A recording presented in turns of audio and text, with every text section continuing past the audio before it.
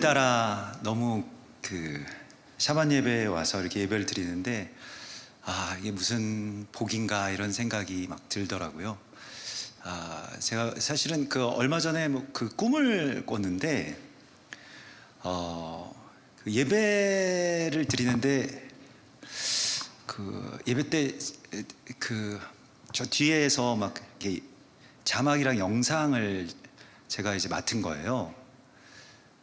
근데 목사님이 지금 틀어주시죠 하는데 막 이상한 거 막 영상이 막 이상한 거 나가고 막 안 맞고 막 이거 어딨어 막 뒤에서 난리 나고 막 그러다가 이제 또 예배 끝나고 목사님한테 불려가고 이런 꿈을 꿨거든요. 그래서 이제 예전 부교육자 시절에 그런 걸 맡았을 때가 있었는데, 그래서 오늘 이렇게 예배 드리면서 뭐 자막이나 영상, 음향 이렇게 신경 안 쓰고 우리 김준기 목사님 인도하시는 이 찬양과 이 뜨거운 예배 딱 이렇게 해주시고 또 김종철 감독님이 이렇게 진행해 주시고 이런 게 얼마나 기쁘고 내가 브래드 샤밧에만 오면 기분이 좋은 이유가 바로 여기에 있었구나. 아무 신경도 안 써도 되니까 최고의 그 목사님과 또 감독님이 이렇게 이끌어 주시니까 아무 신경도 안 쓰면 되니까 뭐 설교하는 게 조금 부담스럽긴 한데 설교만 안 하면 더 좋을 수도 있을 텐데 근데 설교도 하나님 주신 말씀 전하는 것도 얼마나 좋은지 모르겠습니다. 실은 오늘이 제 생일이거든요. 그래서 뭐 축하해 주시면 제가 받겠습니다만은 그게 중요한 게 아니고 저는 별로 이렇게 생일에 대해서 크게 신경 쓰지 않는데 하나님께는 구하는 걸 좀 크게 구합니다. 그러니까 뭐 사람들한테 뭐 선물 받고 이런 것들을 원하는 게 아니기 때문에 하나님은 근데 많은 걸 갖고 계시니까 주실 수가 있잖아요. 하나님 이번 생일에는 뭐 주실 겁니까? 하나님은 큰 거 주실 것 같은데 제가 구하지도 못했던 큰 걸 주십시오라고 하나님께 구했는데 바로 이 예배입니다. 샤밧이시고요. 그래서 제가 제일 감사하고 물론 하나님이 기뻐하시니까 저도 기쁜 거겠지만 예배 드리는 거. 그래서 제가 오늘도 브래드 샤밧에 오면서 하나님께 감히 구한 것은 제가 이런 예배를 평생 드릴 수 있게 해주십시오. 주님께 가기 전까지 이런 예배를 평생 동안 드릴 수 있게 해주십시오. 오늘 그치는 것이 아니고 나의 평생에 단 한 가지 소원, 그것을 다윗이 구했던 것처럼 저도 이런 예배 계속 드리고 싶습니다. 주님께 갈 때까지. 그래서 제가 제일 좋아하는 예배가 이런 예배를 하나님께 드리는 것이거든요. 하나님 계시고 하나님 기뻐하시고 나도 그 안에서 기쁨을 누리는 이 예배요.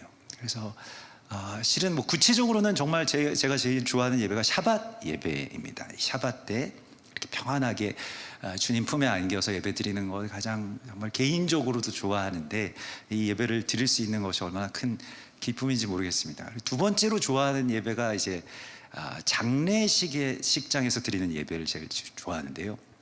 왜냐하면 그 장례식장은 생과 사의 아주 경계에서 드리는 예배이기 때문에 정말로 그냥 말씀이 그대로 열립니다. 그냥 그 자체가 그 시점과 공간 자체가 빈소에서 영정사진의 고인의 모습이 있고 또 슬퍼하는 유가족들이 있으면서 부활과 또 사망과 생명과 그 기로에 선 남은 자들이 드리는 예배가 얼마나 귀한지 모르겠어요. 그래서 저는 장례 예배 드릴 때마다 너무 많이 은혜를 받는데 특별히 오늘 제가 장례식 빈소를 지금 지키다가 왔거든요. 저희 장인어른이 어제 돌아가셔가지고 그래서 또 오늘도 이제 이 예배 마치면 또 바로 이제 인천 쪽이어가지고 바로 가서 이제 장례 위로 예배를 또 드리고 빈소를 지키고 내일 뭐 이제 이렇게 발인 예배도 드리게 되는데 천국에 가신 그 빛 가운데로 걸어가신 그 모습들이 너무 감사하고 너무 기쁘죠.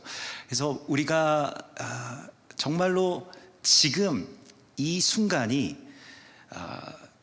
뭐 우리가 살고 죽는 어떤 기로에 선 순간이고 그곳에서 드리는 예배라고 하는 것입니다. 그것을 하나님께서 우리에게 알기를 원하신다고 오늘 말씀하시고 있습니다. 저에게도 그것을 깨닫게 하시고요. 그래서 저는 생명 가운데 있는 예배를 드리기를 원합니다. 하나님께 이렇게 구하면서 하나님이 선물을 주시겠거든 저한테. 그러면 이런 예배를 계속 드릴 수 있는 그러한 선물을 달라고. 얼마나 귀한 선물입니까? 사실 이 한 번의 예배를 드릴 수 있다는 것이요, 또 이것을 평생 드릴 수 있다는 것이, 이것을 매주 이와 같이 드릴 수 있다라고 하는 것에 대한 새삼스러운 어떤 감사와 감격이 우리 안에 오늘 회복될 것을 믿습니다. 오늘 주님께서 주시는 말씀은 이번 주 토라 포션인 발락의 이 하프토라 예언서의 말씀인데요, 미가서 6장 말씀입니다. 실은 뭐 미가서 그 5장 6절에서부터 6장 8절까지의 말씀인데, 오늘 본문은 미가서 6장 1절에서부터 8절까지의 말씀 같이 나누고 그렇게 우리가 하나님의 음성을 듣도록 하겠습니다. 같이 한 목소리로 봉독하시겠습니다. 너희는 여호와의 말씀을 들을지어다. 너는 일어나서 산을 향하여 변론하여 작은 산들이 내 목소리를 듣게 하라 하셨나니, 너희 산들과 땅의 견고한 지대들아, 너희는 여호와의 변론을 들으라. 여호와께서 자기 백성과 변론하시며 이스라엘과 변론하실 것이라. 이르시기를, 내 백성아, 내가 무엇을 내게 행하였으며 무슨 일로 너를 괴롭게 하였느냐. 너는 내게 증언하라. 내가 너를 애굽 땅에서 인도해내어 종노릇하는 집에서 속량하였고 모세와 아론과 미리암을 내 앞에 보냈느니라. 내 백성아, 너는 모압 왕 발락이 꾀한 것과 보올의 아들 발람이 그에게 대답한 것을 기억하며 시딤에서부터 길갈까지의 일을 기억하라. 그리하면 나 여호와가 공의롭게 행한 일을 알리라 하실 것이니라. 내가 무엇을 가지고 여호와 앞에 나아가며 높으신 하나님께 경배할까? 내가 번제물로 1년 된 송아지를 가지고 그 앞에 나아갈까? 여호와께서 천천의 순양이나 만만의 강물 같은 기름을 기뻐하실까? 내 영혼을 위하여 내 맏아들을 내 영혼의 죄로 말미암아 내 몸에 열매를 드릴까? 사람아, 주께서 선한 것이 무엇임을 내게 보이셨나니 여호와께서 내게 구하시는 것은 오직 정의를 행하며 인자를 사랑하며 겸손하게 내 하나님과 함께 행하는 것이 아니냐. 아멘. 정말 귀한 말씀이고, 저도 이 신학교 들어갈 때에 이 말씀을 이제 암송, 필수 암송 구절들이 있어서 이 말씀을 이제 암송 하면서 이 말씀 정말 너무 좋다. 근데 그 좋은 느낌까지는 알겠는데, 근데 지금까지도 제가 신학교 졸업한 지 이제 꽤 됐습니다만은, 근데 20년 넘게도 이 말씀을 암송하면서, 사람아, 주께서 선한 것이 무엇임을 내게 보이셨나니, 이 말씀을 암송하면서도 너무 좋은 말씀이라는 건 알겠는데, 근데 속으로 또 하나의 질문이 있습니다. 그런데 뭔 말이요? 이거 무슨 뜻이지? 이 말씀은 뜻이 그러니까 말씀 자체의 느낌이 너무 좋잖아요. 모르겠습니다. 그냥 느낌적인 느낌인데, 근데 의미를 생각해 보면 이 말씀에 대해서 잘 알 수는 없었습니다. 사람아, 주께서 선한 것이 무엇임을 내게 보이셨나니, 여호와께서 내게 구하시는 것이 오직 정의를 행하며 인자를 사랑하며 겸손히 내 하나님과 함께 동행하는 것이 아니겠느냐라고 하시는 이 말씀이요. 그래서 이게 미가서 6장 8절 말씀, 이게 제가 좀 수십 년 전에 신학교 입학할 때 외운 말씀인데 지금까지도 안 잊어버리는 말씀 몇 구절 중에 하나거든요. 그때 외웠던 기억이 있습니다. 이게 미가서 6장 8절이니까 미역팔 사람이 아니냐, 이런 거. 지금 미역팔 사람 이렇게 해가지고 미가서 6장 8절 아니겠느냐, 이렇게. 그래서 그렇게 외웠었는데, 내가 무엇을 가지고 하나님께 나아가며 어떤 예배를 드려야 하나님께서 기뻐하실까라고 하는 이 질문에서부터 시작된 정말 간절한 질문이 어떤 답을 만나는 순간이기 때문에 이 말씀에는 정말 환희가 터져 나옵니다. 하나님 뭘 기뻐하실까요? 우리가 어떻게 살아야 기뻐하시고 어떤 예배를 드려야 기뻐하실까요? 아무 실수 없는 예배, 딱 초에 맞게 자막이 나오고 영상이 막 화려하게 펼쳐지고 찬양이 막 완벽하게 드려지는 그런 예배? 하나님은 어떤 예배를 기뻐하실까요? 어떻게 우리가 예배 드리는 것이 하나님께 최고의 예배이겠습니까? 라고 하는 이 질문에서부터 시작된 하나님의 말씀, 하나님의 응답을 오늘 우리가 만나게 되는 것입니다. 물론 모든 것들이 다 완벽한 잘 좋은 그런 환경과 시스템에서 드려지는 예배가 좋겠죠. 그런데 하나님께서 기뻐하시는 제사는 좀 우리가 생각하는 것과는 달랐습니다. 그래서 먼저 하나님이 이렇게 말씀하세요. 오늘 설교의 제목이기도 한데 사람아, 이렇게 말씀을 하시죠. 보통 사람아라고 부르실 때에 그냥 어떤 인생 호흡을 가진 어떤 인간에 대해서 말씀하실 때 네페시라고 하는 말씀도 많이 쓰시는데 오늘 여기에서는 아담 이렇게 부르십니다. 그래서 정말 하나님이 창조하신 하나님의 그 피조물로서요, 하나님의 일종의 우리가 내 새끼라고 부르는 그러한 정도의 그런 친밀감으로 말씀하시는 것입니다. 사람아, 아담. 근데 저는 그 앞에 이 사람아, 이를 하나 한번 넣어봤어요. 이 사람아, 이 사람아. 하나님의 어떤 애달픈, 그리고 하나님의 꼭 좀 이 말씀을 들었으면 좋겠는 하나님의 어떤 부탁 같은 말씀으로 이 말씀이 들렸기 때문입니다. 그래서 그 앞에 약간의 어떤 뜻은 아니지만 약간 감탄사처럼 이 사람아 라고 하나님이 우리를 부르고 계신 것 같아요. 정말로 우리가 인간됨의 도리라고 하지 않습니까? 하나님이 우리를 창조하셨을 때에 아담이라고 하는 것은 그냥 천둥 벌거숭이 같은 존재라는 뜻이에요. 불다라는 뜻입니다. 그냥 내가 모태에서 태어났을 때의 그 모습, 욥이 고백했던 것과 같이 내가 벌거숭이로, 내가 적신으로 이 세상 가운데 왔습니다. 내가 붉은 몸으로 이 세상 가운데 태어났습니다. 그냥 아이가 양수가 터져서 태어나오면은 아직 그런 피도 묻어 있고 그렇지 붉잖아요, 전신이. 그걸 말하는 것이거든요. 하나님이 우리에게 아담 하시면서 하신 말씀이 무엇이냐면 여호와께서 내게 원하시는 것이 있다는 것입니다. 그게 첫 번째가 오직 정의를 행하며. 그런데 이 말씀에 대하여서 저는 그래서 그냥 정의를 행하는 거 하나님이 좋아하시지. 그리고 인자를 사랑하며도요, 그 원어를 찾아보기 전까지는 그냥 인자하면 생각나는 그 인자, 이 예수님인 줄 알았어요. 예수님은 당신을 인자라고 표현하니까 그 예수님 사랑하며 이렇게 생각을 했는데 그 인자가 아니고요, 여기서는 헤세드입니다.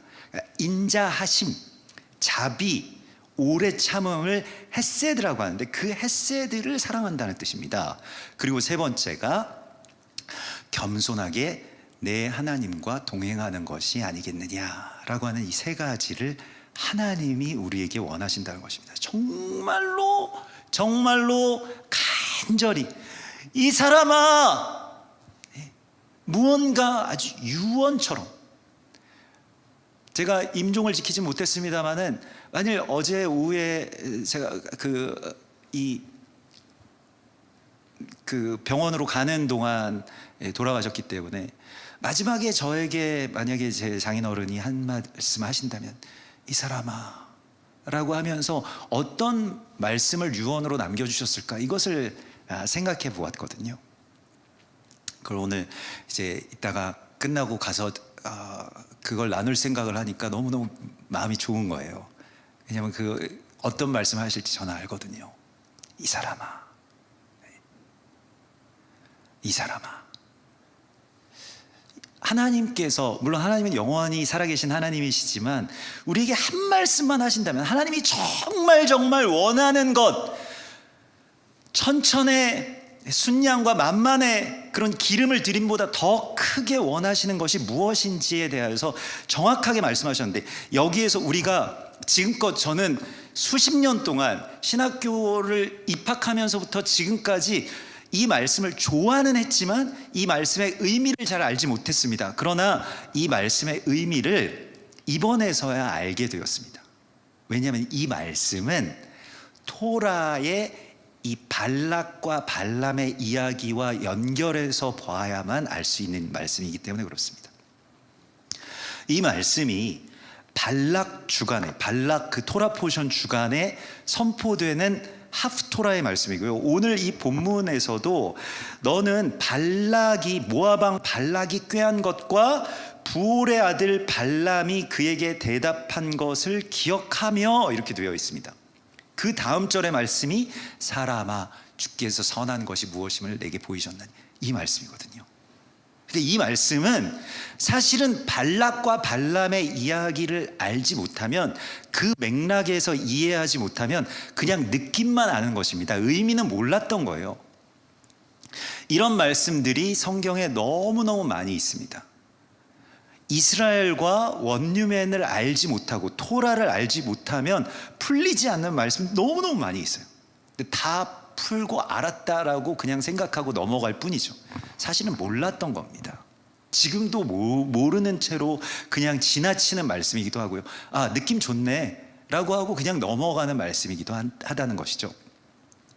오늘 주님께서는 이 미가서 6장 1절에 너희는 여호와의 말씀을 들을지어다 라고 하시면서 작은 산들과 굳은 땅들아 나의 변론을 들어라, 이렇게 말씀을 하십니다. 그 변론은 무엇이냐면, 사실 미가서 그 5장 그 6절에서부터 시작되는 이 본문은 무엇이냐면, 이스라엘이 아수르와 바벨론에 의해서 멸망하게 되는 것에 대하여서 이스라엘이 범죄했기 때문에 멸망하는 것 아니냐, 우리가 뭐 반유대주의에 있어서 하나님이 심판하신 나라다 이렇게 이야기하는 것과 꼭 같은 맥락의 그런 공격들이 이스라엘을 향해서 막 쏟아질 때에 하나님 말씀하십니다.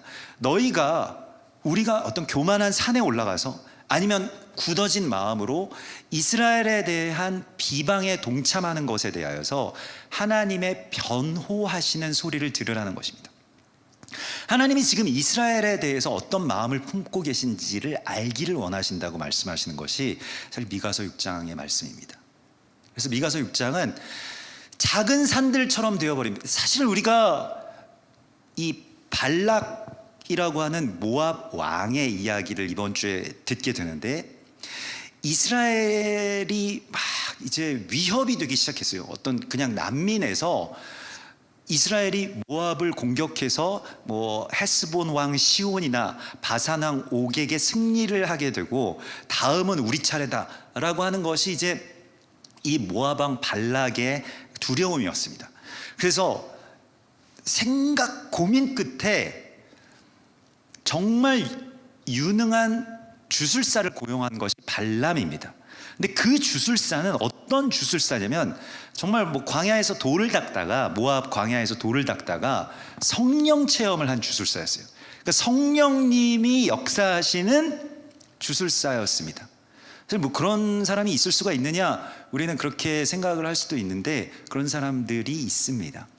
그러니까 우리나라에서도 최초의 그 신학교인 평양신학교의 출신의 졸업생들 가운데 길선주 목사님이라고 여러분들도 들어보셨을 겁니다. 그분 도사 출신이세요.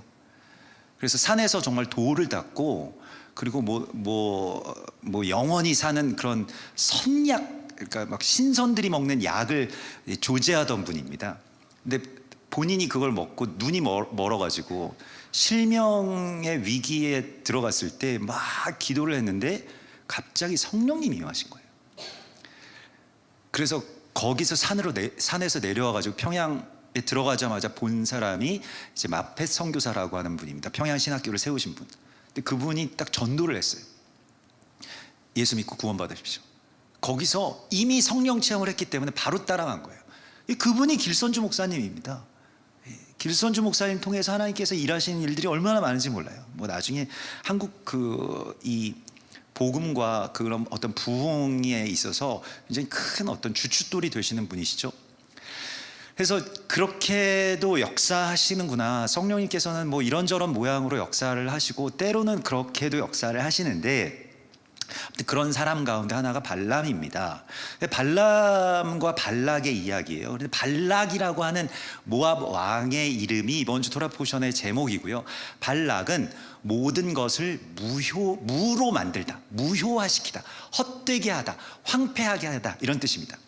하나님께서 정말로 은혜로 오랫동안 공들여서 세워놓으신 교회와 공동체를 하루아침에 헛되게 하려고 하는 것이 대적의 계략입니다. 거기에 발락이라고 하는 인물이 있고요. 어떻게 하냐면, 교회가 지금까지 막 전도도 하고 선교도 하고 여러 가지 애쓰고 막 헌신도 하고 막 다 그랬습니다. 그래서 교회가 정말 은혜 위에서 잘 세워졌는데, 그런데 어떻습니까? 마지막 지점에서 교회를 통해서 이스라엘을 저주하게 합니다. 이게 대적이죠. 대적이 꼭 그렇게 하거든요. 꼭 교회를 통해서 이스라엘을 저주하게 하면 어떻게 됩니까? 너를 저주하는 자에게는 내가 저주하리라 라고 하신 이 아브라함의 언약대로 교회가 하나님이 사랑하시고 하나님이 은혜 위에서 세워놓으신 그 공든 탑을 하루아침에 무너뜨리게 되는 거예요. 그 제단이 하루아침에 저주를 뒤집어 쓰게 됩니다. 그러니까 대적에게는 그냥 좀 놔뒀다가 그래 너희 커라, 부흥해라, 선교도 해라, 전도도 해라 막 이러다가 나중에 그래 그런데 이스라엘을 저주해라 라고 하는 것이죠. 이스라엘을 저주를 하기만 하면 교회에게 무엇을 주겠다라고 한다면 돈을 주겠다라고 합니다. 영광을 주겠다라고 하죠. 발락이 발람을 고용할 때 그러했습니다.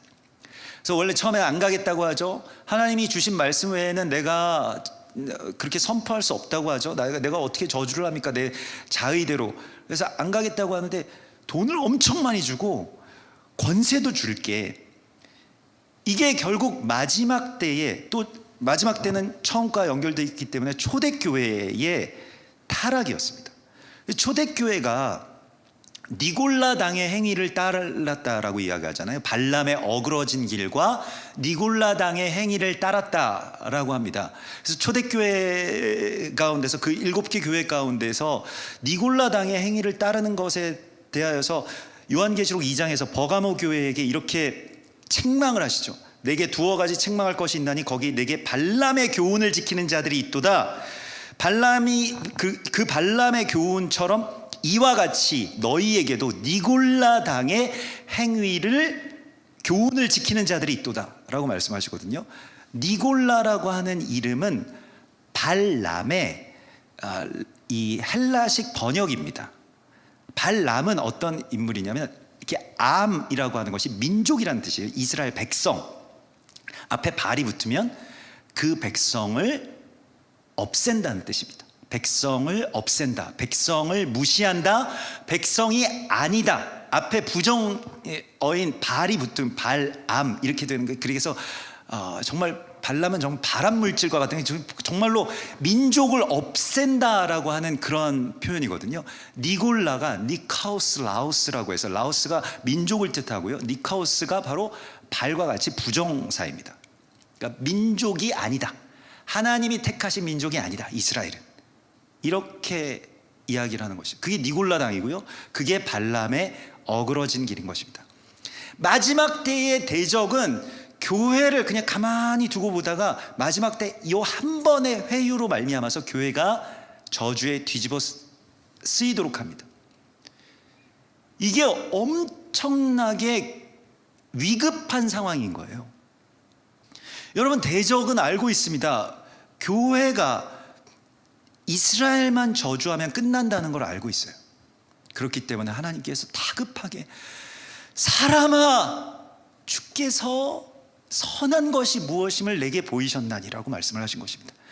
그러면 이제 우리가 다시 보아야 되는데, 우리 발람의 이야기에서도 모압왕 발락이 발람을 고용해서 3번 끌고 다니면서 이스라엘을 저주하게 하는 판을 만들어줍니다. 그래서 3번 판을 벌리거든요. 그 저주의 구판을 벌이는 거죠. 그런데 첫 번째의 그 구판이 무엇이냐면 발람을 고용해 가지고 산으로 올라갑니다. 비스가 산으로 올라가서요. 오늘도 여기 작은 산들아 변론하자 이렇게 이야기를 하는데, 이 비스가라고 하는 것은 생각을 쪼갠다는 뜻입니다. 그러니까 이게 무엇이냐면 아주 단편적인 정보를 가지고 판단하게끔 하는 것이죠. 산으로 올라간다는 것은 내가 판단하는 것을 말하는데, 오늘날의 이 헛된 판단과 헛된 생각들이 세상을 지배하고 있는 것과 꼭 같습니다. 굉장히 전체적인 언약이나 하나님의 뜻에 대해서 묻지 않고 사람들이 파편화된 정보를 너무 많이 가지고 있어요. 비스가입니다. 비스가는 잘게 썬다는 뜻입니다. 정보 되게 많죠. 오늘날의 젊은 사람들도 그렇고 여러분들도 그렇고 정보, 이스라엘에 대한 정보가 막 차고도 넘칩니다. 근데 문제는 그것이 잘못되었다는 데 있습니다. 그리고 그것이 전체가 아니라는 데에 있습니다. 근데 그 파편화된 정보만 가지고 내가 이스라엘에 대해서 그냥 딱 판단해 버리는 거예요. 그래서 하나님이 우리에게 원하시는 것이 오직 정의를 행하고, 이렇게 말씀하시는 오늘 이 8절의 말씀은 무엇이냐면 여호와께서 내게 구하시는 것이 오직 정의를 행한다. 여기서 정의는 성경에서 정의라고 말씀하시는 몇 가지의 단어 가운데 여기서 정의는 미시파트를 말하는데요. 이 미시파트는 내가 판단하는 것을 내려놓는 것이다. 판단의 기준을 바꾸는 것이 정의예요. 그러니까 보통 성경에서 정의, 공의 이런 것을 말할 때는 보통은 째다카라고 하는 짜딕, 그래서 막 선을 행하고 어려운 사람을 도와주고 이런 걸 씁니다. 근데 미시파트라고 하는 것은 정의의 기준을 바로 세우는 것을 말한다. 그 막대기를 똑바로 세운다는 뜻이거든요. 이 미시파트라고 하는 것이요. 근데 보십시오. 이스라엘을 저주하고 반유대주의 가운데에서 그런 대적의 도구로 전락하는 이 교회와 재단들은요, 이게 정말 위험한 것인데 자기들의 파편화된 정보만을 가지고 판단의 기준으로 삼습니다. 정말 위험한 것이거든요. 하나님이 이스라엘에 대해서 어떻게 생각하시는지를 묻지 않고 내가 가진 단편적인 썰어놓은 정보를 가지고 이스라엘을 저주하게끔 하는 것이 대적의 이야기입니다. 이걸 주의해야 됩니다. 헛똑똑이가 되는 거예요. 굉장히 똑똑하고 굉장히 많은 정보들을 갖고 있는데 실은 그것이 하나님의 뜻의 기준이 아니라고 한다면, 아니 이스라엘이 이렇다더라, 이스라엘이 이번에 막 폭격을 해서 민간인들이 이렇게 막 사망하고 아이들과 막 그런 사람들을 막 그냥 죽는 거 아랑곳하지 않는다더라, 이런 것들이 막 파편화된 정보로 막 주어질 때 이스라엘에 대한 미움이 막 솟아나잖아요. 그래서 특별히 그것에 대하여서 여러분들이 지금 전 세계에 계신 브레드 TV 시청자 여러분, 저도 한 말씀 드리겠습니다.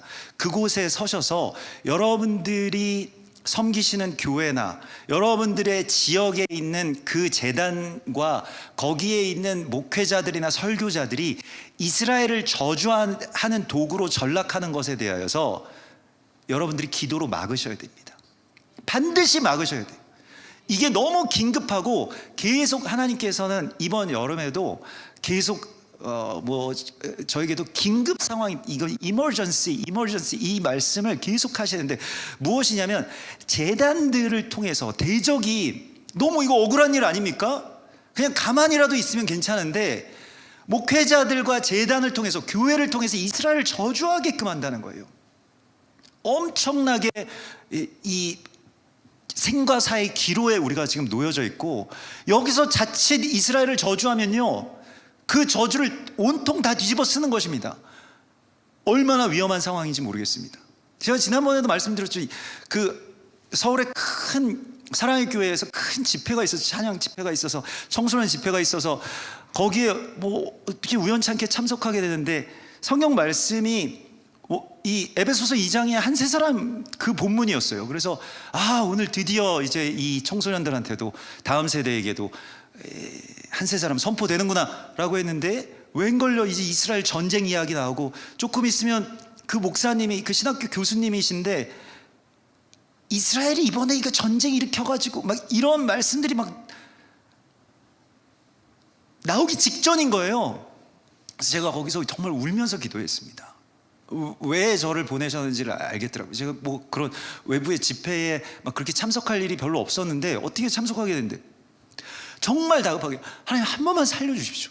이 아이들 다 저주에 뒤집어 쓰게 하실 겁니까 하나님? 이건 안 됩니다 하나님. 이거 큰일 나는 겁니다.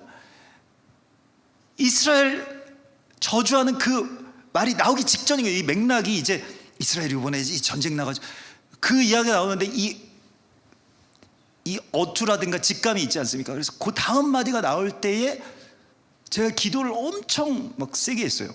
한 번만 살려달라고 하나님께. 하나님 그 기도를 들으셨는지 그 목사님이 뭔가 맥락을 놓치셨어요. 그래서 딴 얘기 하시다가 그냥 넘어갔습니다. 너무 감사했어요 정말로.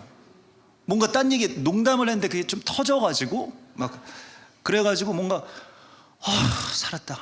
그래서 그 끝까지 기도했거든요. 여러분들 기도하셔야 됩니다. 제단이 이스라엘을 저주하는 도구로 전락하는 그거 대적이 얼마나 교활합니까? 그 일을 하는 거예요.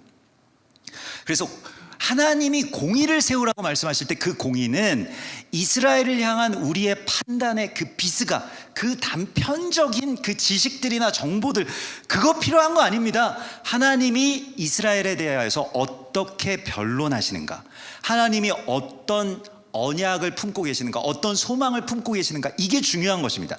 지금 현재 우리에게 보이는 이스라엘이 이스라엘의 전부가 아닙니다. 일부죠. 구속사에 있어서도요. 이스라엘은 앞으로 더 많이 변화될 것입니다. 우리가 이스라엘에 대해서 알고 있다라고 하는 것조차도 전부를 알고 있는 것은 아닙니다. 그래서 사도 바울도 깊도다 하나님의 지혜와 지식에 부요하며, 이 이스라엘을 내가 봤을 때 지금 볼 때는 덜어는 조금 완악하지만은 그러나 앞으로 이스라엘을 통해서 열방이 구원받고 이러한 하나님의 계획들이 있잖아요. 우리는 다 알지 못합니다. 그러하기 때문에 내가 다 안다라고 생각하는 그 지점에서 물러서는 것이 우리의 사명이라고 주님 말씀을 하시고 있는 것입니다. 여러분, 이것이 이스라엘을 향해서 우리가 단편적으로 썰어놓은 정보들로 판단하지 않는 것, 이게 하나님의 뜻이라고 말씀하시고요. 정의란 무엇인가 라고 할 때 그 정의의 기준은 하나님의 언약이어야 됩니다. 현재의 이스라엘 모습도 아니고요. 이스라엘에 대해서 그래서 두 번째가 2차 저주의 산으로 올라가게 하는데, 두 번째가 무엇입니까? 오늘 주님께서 말씀하시는 것은 인자를 사랑하며 이렇게 되어 있습니다.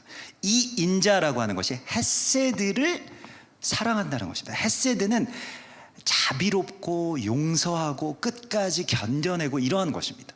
그러니까 그걸 사랑한다는 거예요. 근데 보통은 우리가 그냥 뭐 인자하고 이렇게 표현을 하는데, 여기에서는 인자를 사랑한다라고 표현하고 있어요. 이것은 무엇이냐면 우리의 어떤 이스라엘에 대한 우리의 자세가 어떠해야 함을 주님 말씀을 하시는데요. 이스라엘이 지금 만약에 덜어는 무언가가 문제가 있고 우상숭배에 빠져 있고 뭐 여러 가지의 어떤 시대별로 공격들 굉장히 많이 받기 때문에 이스라엘이 넘어지는 일들이 많죠. 근데 거기에 대하여서 우리가 가져야 될 마음의 자세는 이스라엘 향한 이 헤세드입니다. 헤세드. 엄마 같은 마음이요. 막 안타까운 거죠. 우리 자녀들이 잘못하면 하나님, 내 자녀지만 그냥 없애주세요. 그냥 얘는 그냥 끝입니다. 공부도 별로 안 하고 맨날 휴대폰만 하고 얘는 그냥 오늘 데려가세요. 이렇게 말하겠습니까? 엄마인데? 아빠인데? 그렇지 않죠. 막 애통해하면서 주님 한 번만 살려주십시오. 제 아들입니다. 제 딸입니다. 인자를 사랑한다라고 하는, 사랑이라고 하는 것은 그 인자와 그대로 통하게 되는 것입니다. 그러하기 때문에 이스라엘에 대해서 우리가 가져야 될 생각은 판단이 아니고요, 사랑입니다. 사랑은 오래 참는 것입니다. 끝까지 참고요. 언젠가는, 지금 현재는 모르지만 언젠가는 그래도 이 이스라엘이 돌아올 것이라고 하는 소망을 끝까지 품어내는 것입니다. 주님께서 우리에게 바라시는 것이 바로 우리가 그 인자를 사랑해서 이스라엘에 대하여서 이스라엘 끝입니다 하나님, 한 번, 두 번 기회 주셨으면 됐죠. 이제 세 번째는 그냥 멸망시키십시오. 이게 아니라는 거예요. 끝까지 하나님 안 됩니다. 이스라엘 하나님 구해 주셔야 됩니다. 어떻게든 대신 변호하고 대신 변론하고 이스라엘에 대해서 막 열방이 공격하고 기독교에서도 막 이스라엘이 뭐 어떻게 잘못된지 아느냐 이렇게 막 공격하고 언론 보도 받느냐 뭐 이스라엘이 어떻게 지금 전쟁 가운데서 어떻게 악행을 저지르고 있는지 아느냐 할 때에도 그냥 덮고 아니에요. 이렇게 변호하는 것이다. 지금 브레드 TV가 계속해서 브레드 리포트나 뭐 여러 가지 어떤 컨텐츠들을 통해서 한국 교회를 대신해서 대표해서 이스라엘을 계속 보호하는 이 메시지로 아니에요. 그 모든 참소의 화살들을 막아내고 있는 것에 대해서 이거 하나님이 원하시는 일이라는 겁니다. 예? 아니 이스라엘도 어떻게 보면 뭐 안 좋은 면도 있겠죠. 전쟁하다 보면 뭐 여러 가지 실수도 있을 수 있고 여러 가지 뭐 피해도 입고 공격도 하기 때문에 근데 거기에 대해서 이 인자를 끝까지 사랑한다라고 하는 것이요. 이게 우리의 몫입니다. 참소는 대적의 도구가 되는 것이고요. 인자를 사랑해야죠. 우리가 하나님을 대신해서 이스라엘을 향한 변론 그거 하라고 하나님께서 우리를 보내신 거 아닙니까? 이스라엘에 대해서요. 그렇게 될 때 우리에게도 기회가 있는 것입니다. 이스라엘이 잘못한 것을 심판해달라고 하는 기준을요. 그 기준을 말씀하시는 분들이 있어요. 이번에도 뭐 전쟁이 난 이유가 이스라엘이 뭐 이렇게 악해서 그렇다, 저렇게 악해서 그렇다 이런 논리들을 세우시는 분들도 간혹 있으십니다. 뭐 사실의 어떤 그런 측면에서는 맞는 말씀이실 거예요.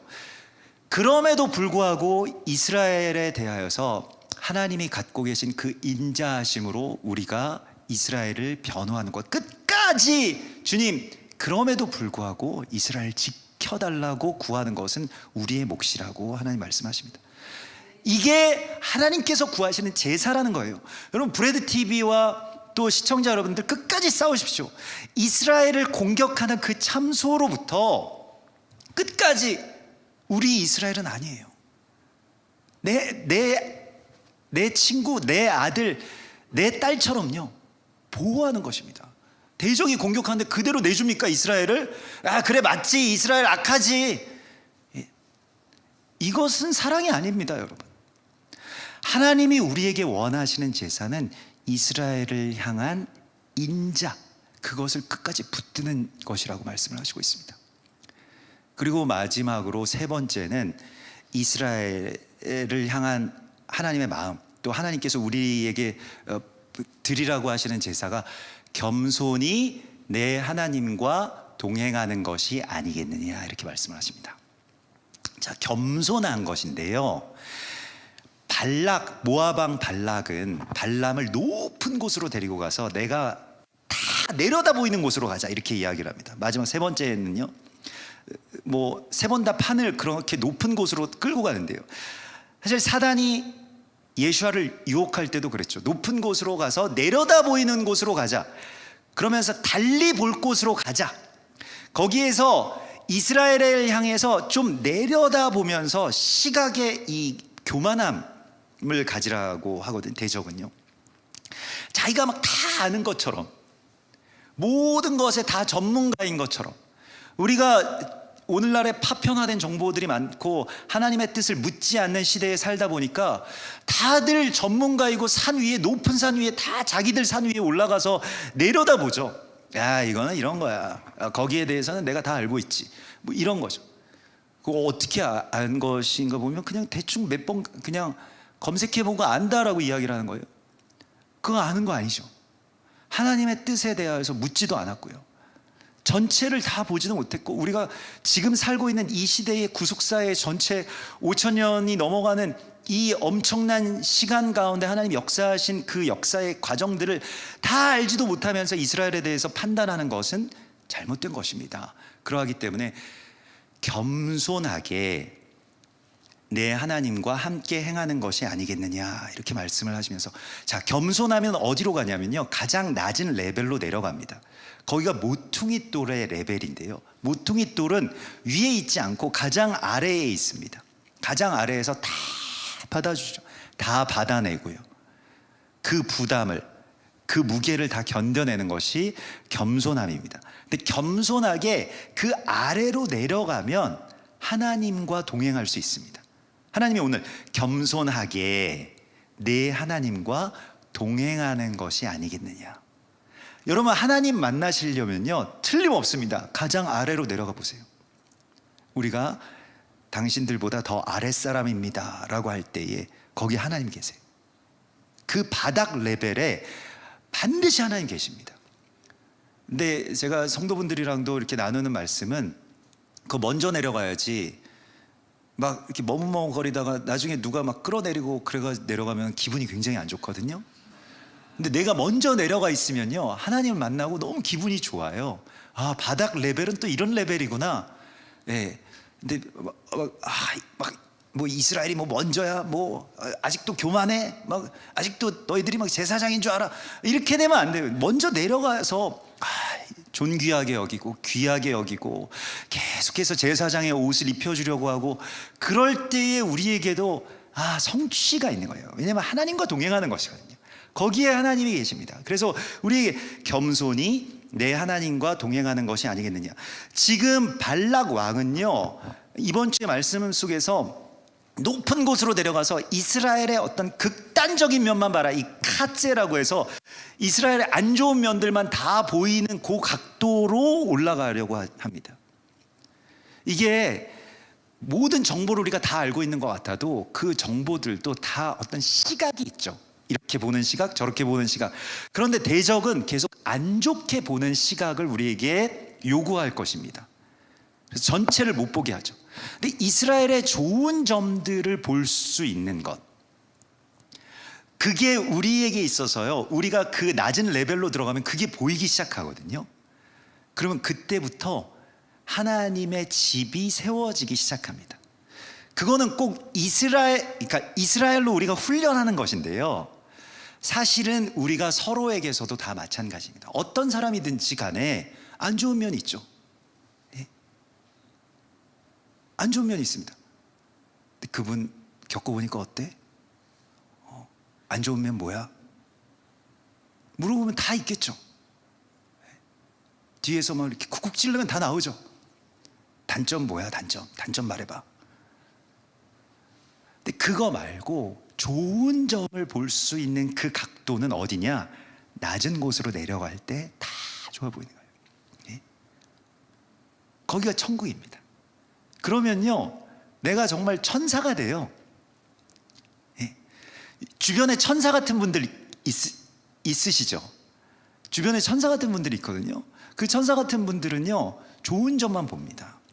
나쁜 점은 안 봐요. 그 비결이 어디 있느냐? 하나님과 동행하기 때문입니다.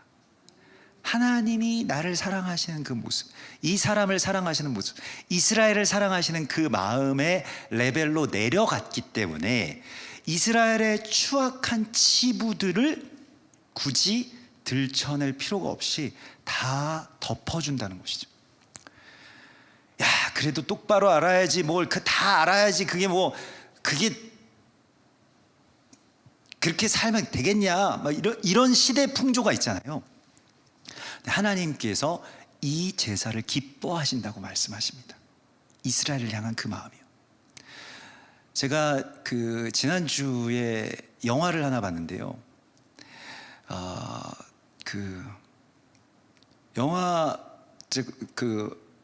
영화 중에서 제일 공포스러운 영화였습니다. 지금까지도 너무 영화에서 빠져나올 수가 없어가지고 영화를 추천하지는 못하겠습니다, 이 영화를. 근데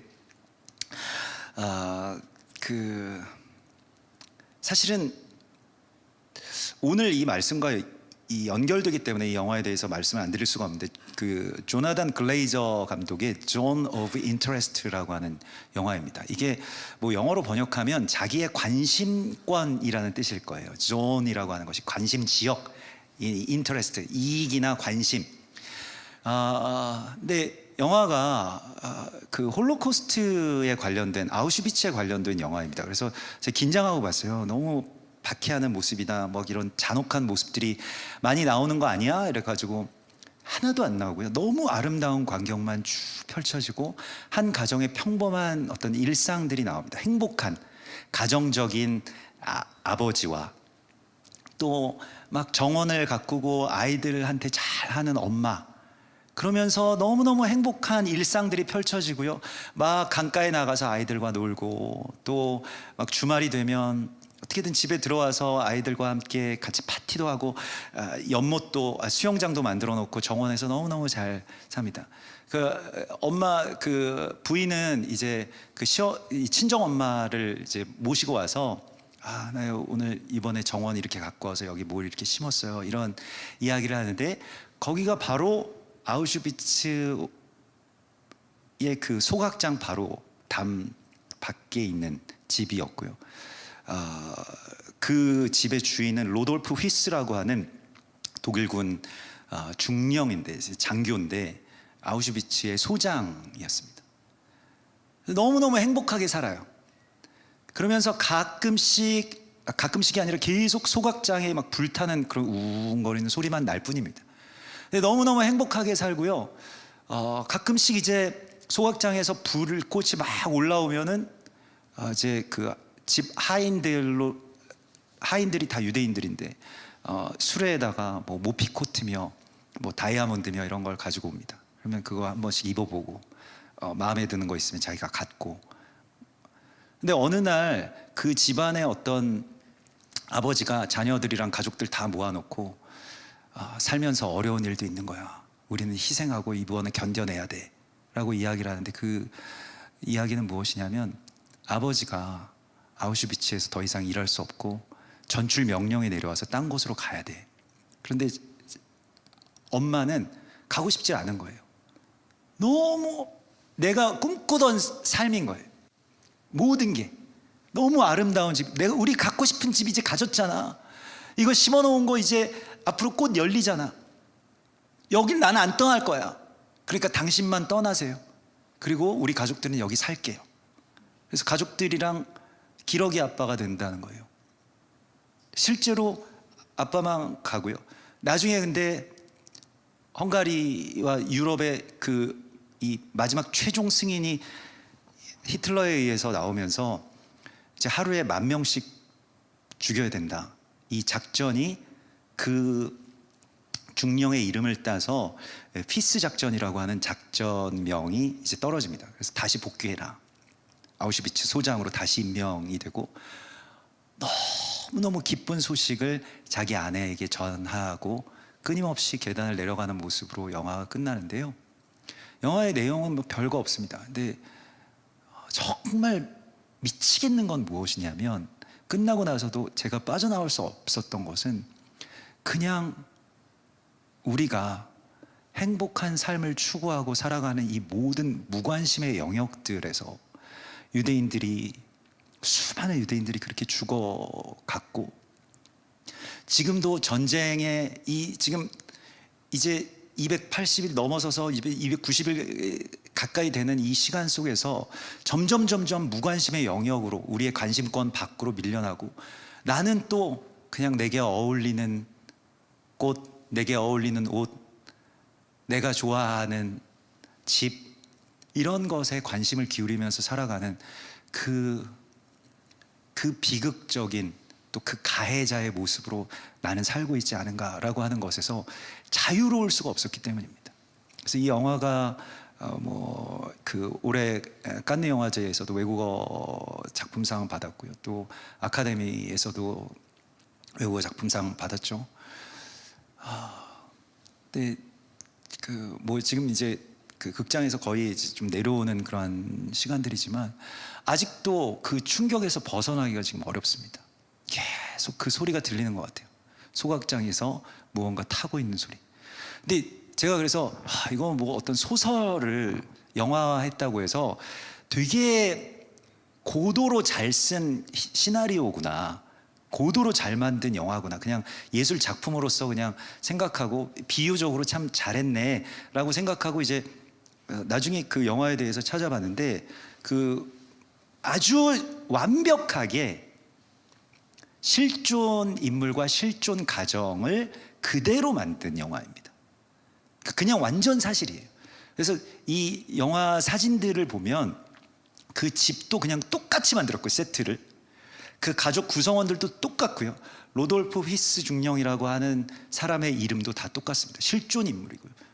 그 아내도 다 실존 인물이고요. 다 사실이었다라고 하는 것이 너무 소름 끼치고, 세상에서 가장 고도로 최고점을 찍었던 철학과 신학과 이성의 나라에서 이런 어마어마한 이스라엘을 향한 반유대주의의 광기가 지배했다라고 하는 것에 대하여서 교회는 그때까지 뭘 했는가? 무엇에 대하여서 동조했는가? 무엇이 우리의 관심권이었는가? 지금 교회가 무엇에 대해서 가장 관심이 있습니까?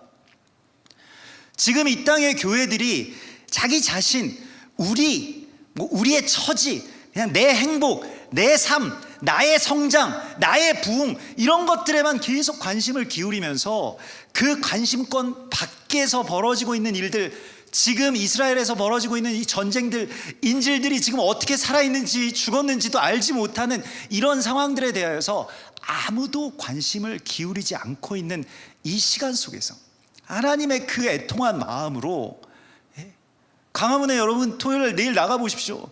몇 명 모이는지 보십시오.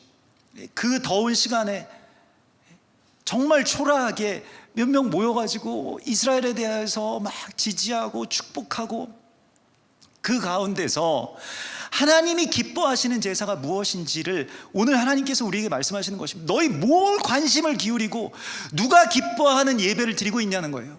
하나님 어떤 예배를 드려야 기뻐하실 겁니까? 라고 하는 것에 대해서 한 번이라도 교회가 질문을 해봤냐는 것입니다. 그냥 우리가 이때까지 이렇게 드리던 예배를 잘 드리면 하나님이 기뻐하시는 예배라고 철석같이 믿어왔던 그 예배가 아닌 거예요. 영상 몇 초 틀리면 어떻습니까? 그런데 하나님이 기뻐하시는 예배는 이스라엘을 축복하고 이스라엘을 변호하고 겸손하게 하나님과 같이 동행하면서 이스라엘을, 주님 이 기준으로 이스라엘 심판하시면 우리는 어떡합니까? 우리 어떻게 살아요? 우리는 이미 없어졌어야 마땅합니다. 하나님 우리를 봐서라도 이스라엘에게 은혜를 베푸십시오 라고 간구하는 그 제사를 드리라고 말씀하십니다. 이 사람아, 지금 하나님께서 그렇게 다급하게 외치시는 그 부르짖음 가운데 한국교회가, 여러분들이 계신 또 섬기시는 그 교회와 재단들이 온전하게 응답할 수 있기를 간절히 소망합니다. 우리 같이 기도하겠습니다. 주님께서 기뻐하시는 제사가 무엇인지, 우리가 우리의 관심권 밖에 있었음을 주님 불쌍히 여겨주시옵소서. 이제 다시 발람의 그 어그러진 길에서 떠나서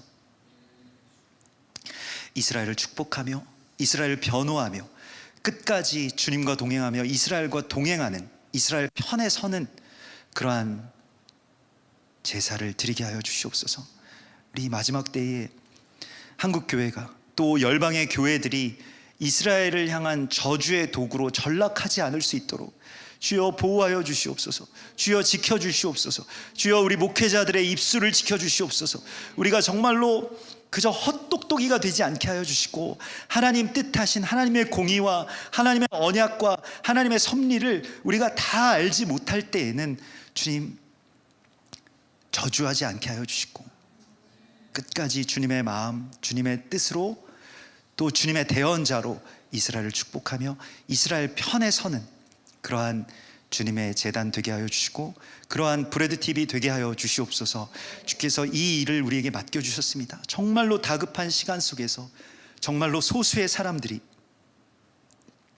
이렇게 부르짖을 때에 광화문에서, 또 오늘 이 일산의 브레드 TV에서, 또 함께 예배하고 있는 전 세계의 샤밧의 제단들 속에서 하나님이 역사하여 주시옵소서. 적은 자의 무리들이지만 주님께서 함께 하실 때에 주여 제단이 황폐화되지 않을 수 있도록 주님 지키실 것을 믿습니다. 하나님 함께하여 주시옵소서. 거룩하신 예수와 메시아의 이름으로 감사하며 기도드리옵나이다.